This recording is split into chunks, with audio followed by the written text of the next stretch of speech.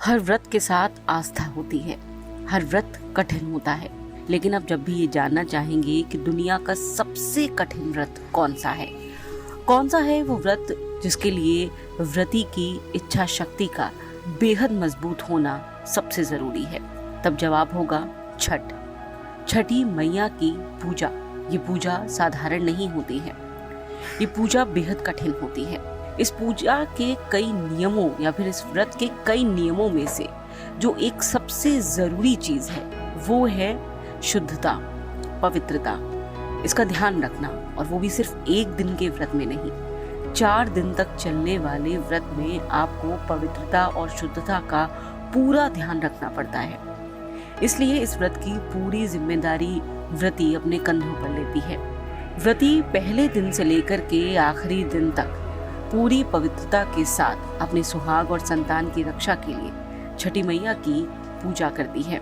आपको बता दें, 36 घंटे का निर्जला व्रत व्रती रखती है। यही नहीं, इस दौरान अगर व्रती कुछ भी खाती है या फिर खाते हैं तो वो उसे खुद बनाते हैं। किसी के हाथ का बना हुआ खाना वो ग्रहण नहीं करते हैं।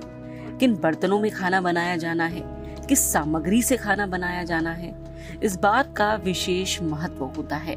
इसलिए छठ का विधान सबसे कठिन माना जाता है।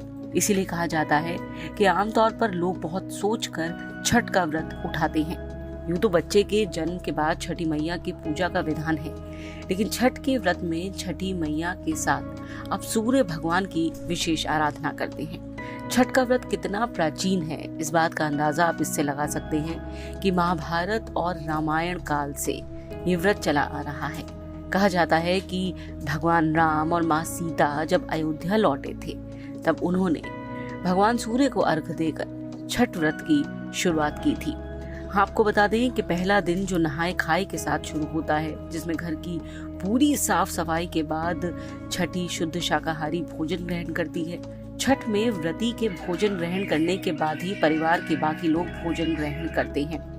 भोजन बेहद स्वच्छ और शाकाहारी होता है। दूसरे दिन खरना का भी यही विधान है। पूरे दिन उपवास रहता है। व्रती जल के एक बूंद भी ग्रहण नहीं करते हैं। 36 घंटे का निर्जला व्रत। तीसरा दिन संध्या अर्घ के साथ शुरू होता है। कहा जाता है कि चढ़ते सूरज को हर कोई प्रणाम करता है, लेकिन छठ ये बताता है कि डूबते सूरज का भी जीवन में उतना ही महत्व है। उसके बाद चौथे दिन उदीयमान सूर्य को अर्घ दिया जाता है। सभी व्रती इकट्ठे होते हैं।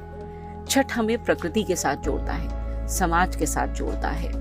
छठ के आखिरी दिन में जो प्रसाद बनाया जाता है उसे ज्यादा से ज्यादा लोगों तक पहुंचाने की कोशिश की जाती है। यही बताता है कि आपसी संबंधों को आप लोक आस्थाओं के माध्यम से कितना प्रगाढ़ कर सकते हैं। छठ हिंदुस्तानी संस्कृति का एक सबसे बड़ा प्रतीक है। आपको बता दें कि इसकी लोकप्रियता इतनी तेजी से बढ़ी है कि अब उत्तर भारत ही नहीं, देश विदेश में जहां पर भी भारतवंशी हैं वहां पर छठ को पूरी आस्था और विश्वास के साथ, आनंद के साथ मनाया जाता है।